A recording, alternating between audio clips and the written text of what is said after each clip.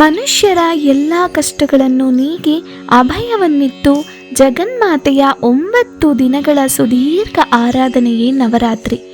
ಮೊದಲನೆಯ ದಿನ ಯೋಗ ನಿದ್ರಾ ಸ್ವರೂಪದ ಆರಾಧನೆ. ನವರಾತ್ರಿಯ ಮೊದಲ ದಿನದ ದೇವಿಯ ಆರಾಧನೆಯ ಸ್ವರೂಪ ಯೋಗ ನಿದ್ರಾ. ಪುರಾಣಗಳ ಪ್ರಕಾರ ಮಹಾವಿಷ್ಣುವಿನ ನಾಭಿ ಕಮಲದಲ್ಲಿ ನೆಲೆಸಿದ ಬ್ರಹ್ಮನಿಗೆ ವಿಷ್ಣುವಿನ ಕಿವಿಗಳ ಕಲ್ಮಶದಿಂದ ಉದ್ಭವಿಸುವ ಮಧು ಮತ್ತು ಕೈಟಭ ಎಂಬ ರಕ್ಕಸರಿಬ್ಬರಿಂದ ಬಹಳ ತೊಂದರೆಯುಂಟಾಗುತ್ತದೆ.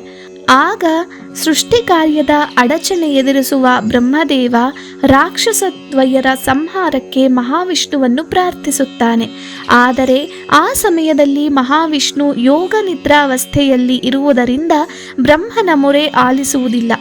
ಆಗ ಅನ್ಯ ಮಾರ್ಗ ಕಾಣದ ಬ್ರಹ್ಮ ಮಹಾವಿಷ್ಣುವನ್ನು ಆವರಿಸಿರುವ ಯೋಗ ನಿದ್ರಾ ಸ್ವರೂಪದ ದೇವಿಯನ್ನು ಧ್ಯಾನಿಸಿ ಸ್ತುತಿಸುತ್ತಾನೆ. ಆಗ ಪ್ರಸನ್ನಳಾಗುವ ದೇವಿಯು ಮಹಾವಿಷ್ಣುವು ಯೋಗ ನಿದ್ರೆಯಿಂದ ಹೊರಬರುವಂತೆ ಮಾಡಿ ತನ್ಮೂಲಕ ಮಧು ಕೈಟಭರ ಸಂಹಾರ ಆಗುವಂತೆ ಕರುಣಿಸುತ್ತಾಳೆ. ಆದುದರಿಂದ ನಾವು ನವರಾತ್ರಿಯ ಮೊದಲ ದಿನ ಯೋಗ ನಿದ್ರಾ ಸ್ವರೂಪದ ದೇವಿಯನ್ನು ಧ್ಯಾನಿಸಿ ಪೂಜಿಸಬೇಕು.